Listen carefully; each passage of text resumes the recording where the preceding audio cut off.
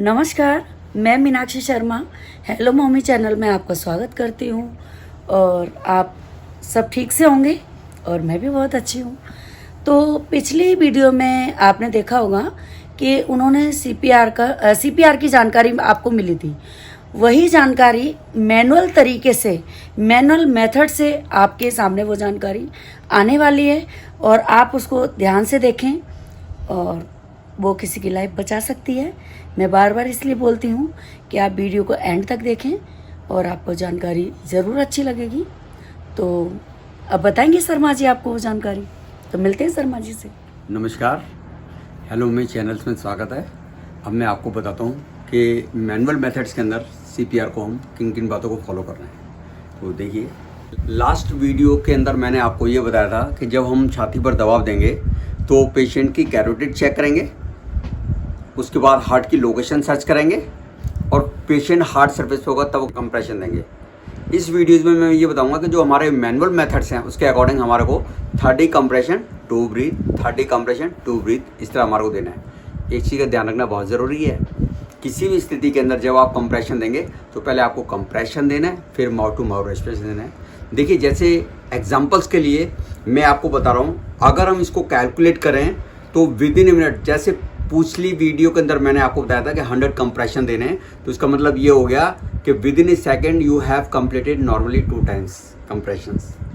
तो इस हिसाब से कर सकते हैं। हो सकता है कि आप 80 कंप्रेशन प्रॉपर कर पाएँ, हो सकता है 100 भी हो जाएँ, हो सकता है 140 भी हो जाएँ, तो उसका कोई फ़ायदा नहीं है। हमारे को जब कंप्रेशन प्रॉपर कंप्रेस जाना चाहिए और प्रॉपर रिकॉल होना चाहिए। जैसे मैंने आपको बताया कि ये जो हम कंप्रेशन देंगे, ये हमारी सारी चीज़ बिल्कुल क्लियर होनी चाहिए और यहाँ से कंप्रेशन देंगे। जिस तो कंप्रेशन दे रहे हैं प्रॉपर रिकॉल होना बहुत ज़रूरी है, नहीं तो कंप्रेस देंगे तो ब्लड वेसल्स के अंदर ब्लड तो जाएगा, लेकिन अगर हमने प्रॉपर रिकॉल नहीं करा, प्रॉपर उसको ऊपर नहीं लेके आए तो ब्लड आएगा नहीं। तो इन सब चीज़ों को ध्यान रखना बहुत ज़रूरी है। 30 कंप्रेशन देने के बाद आपको माउथ टू माउथ रेस्पिरेशन, मुंह से मुंह के द्वारा सांस देनी है। जैसे आपने देखा होगा कि मैंने इसको नॉर्मली 2.5 इंच डीप किया है, कंटिन्यू करना है। मैंने आपको बताया कि ये काम करना इतना आसान नहीं है जितना आपको लग रहा है। ऐसी स्थिति में आपको किसी की हेल्प लेनी पड़ेगी। जब आप थक जाएंगे तो आप सोचेंगे मेरे को रेस्ट की ज़रूरत है। देखिए, अगर हम किसी अदर पर्सन्स को कंप्रेशन दे रहे हैं तो उस वक्त हम सोच सकते हैं कि शायद मेरे को इसकी ज़रूरत नहीं है, मेरे को पहले रेस्ट की ज़रूरत है, और गलती से अगर हमारे कोई ब्लड रिलेशन के अंदर हो तब हम किसी भी स्थिति में ये सोचेंगे भाई किसी भी तरह उसको हमारे को बचाना है, चाहे मेरे साथ जो मर्जी हो जाए। क्यों? क्योंकि मुझे पता है उसकी वैल्यूज़ मेरे लिए किया है। ब्रदर हो सकते हैं, फादर हो सकते हैं, मदर हो सकती है। तो ऐसी स्थिति में हमारे को कोई भी लापरवाही नहीं करनी है और कंप्रेशन देंगे। जिस वक्त हम माउथ टू माउथ रेस्पिरेशन, मुंह से मुंह के द्वारा सांस देंगे, तो 2-3 चीज़ों को ध्यान रखना बहुत ज़रूरी है। किसी भी स्थिति के अंदर अगर हमने उसको सर्च नहीं किया, अगर हमने उसको चेक नहीं किया, तो हमारे को किसी भी स्थिति में कंप्रेशन नहीं देना। चेक करने का क्या तरीका है, ये हमारी कैरोटिड पल्स के लिए फिंगर्स यहाँ जाएंगी। आपने देखा होगा जब कभी भी कहीं कोई ऐसी स्थिति होती है तो जब हमारे को नॉलेज है तो हम क्या करते हैं, हाथ को नाक पे लगा के देखते हैं क्या उसकी ब्रीथ चल रही नहीं चल रही। ऐसी स्थिति में कई बार देखते हैं। तो हमारे को टाइम सेव करना है तो हम क्या करेंगे, जो चेक है उसको नोज़ के पास ले जाएंगे। तो यहाँ से हम दोनों चीज़ चेक कर लेंगे कि यहाँ से हमने पल्स भी चेक कर ली और यहाँ से हम ब्रीदिंग भी चेक कर रहे हैं। अगर इंश्योर हो जाए कि हमारे को इन दोनों में कोई भी चीज़ फील नहीं हो रही है तो हमारे को पहले कंप्रेशन देना है, फिर माउथ टू माउथ रेस्पिरेशन देना है। जब हम मुंह से मुंह के द्वारा सांस देंगे, एक चीज़ का ध्यान रखना बहुत ज़रूरी है, सेफ्टी बहुत ज़रूरी है। ऐसी स्थिति में हम जब कभी भी माउथ टू माउथ रेस्पिरेशन दें, मुंह से मुंह के द्वारा सांस दें, तो मरीज के ऊपर, मरीज के फेस के ऊपर कपड़ा लगाना ना भूलें। कोई भी हैंकी रुमाल वगैरह ले लें, कोई कपड़ा ले लें। हो सकता है हमारे पास ये अवेलेबल नहीं हो, जो पेशेंट है उसके शर्ट का कपड़ा यूज़ कर सकते हैं। अगर वो भी अवेलेबल नहीं, उसको बनियान यूज़ कर सकते हैं, कुछ भी यूज़ कर सकते हैं, लेकिन कभी भी ऐसा नहीं करेंगे। हो सकता है पेशेंट बीमार हो सकता है मैं बीमार हूँ, तो आपस में एक दूसरे के बैक्टीरिया इनसाइड ना आ जाए। इसलिए सेफ्टी पॉइंट ऑफ व्यू से हम क्या करेंगे, कपड़े को प्रॉपर चेक करके देखेंगे हल्का कपड़ा है, हमारी ब्रीथ इजीली जा सकती है। हमने पेशेंट्स के यहाँ पे लगाया और फिर हम ब्रीथ देंगे। जिस वक्त हम ब्रीथ देंगे तो पेशेंट के लिप्स, जो हमारे लिप्स के अंदर पूरे कवर होने चाहिए। देखिए, मैं आपके सामने ब्रीथ दे रहा हूँ।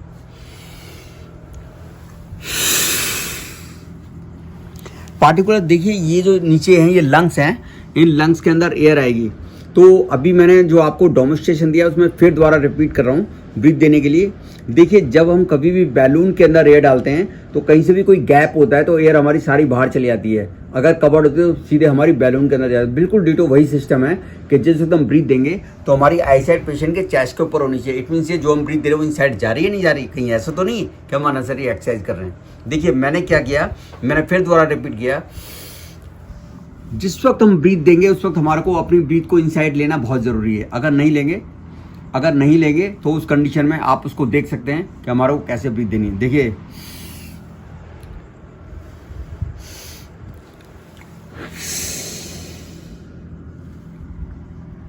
पता है क्या हुआ, जब मैं डेमोन्स्ट्रेशन दे रहा था तो जल्दबाजी के अंदर मरीज की नाक को बंद करना भूल गया।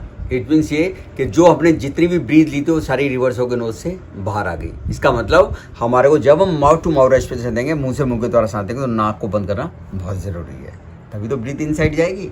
देखिए मैं फिर दोबारा रिपीट कर रहा हूँ, ब्रीथ अभी भी नहीं जा रही। देखिए आप मेरे फेस को देखिए, जब मैं नेक को नीचे कर लेता हूँ तो हमारा विंड पाइप मोल्ड हो जाता है, जिसकी वजह से हम ब्रीथ प्रॉपर नहीं ले पाते और हमारे उसको प्रॉपर एक्शन नहीं मिलती। जब हम हेड को ऊपर ले जाएंगे तो ये देखेंगे नेक रीजन के अंदर हमारे दोनों पाइप जो है, फूड पाइप और विंड पाइप, बिल्कुल स्ट्रेट हो जाते हैं, तो हमारी एयर बिल्कुल डायरेक्ट जाती है। इट मीन्स ये कि जब हमारे को ब्रीथ देनी है तो नोज को पिंच करने के बाद इसके चिन को अप कर लेंगे, फिर हम ब्रीथ देंगे।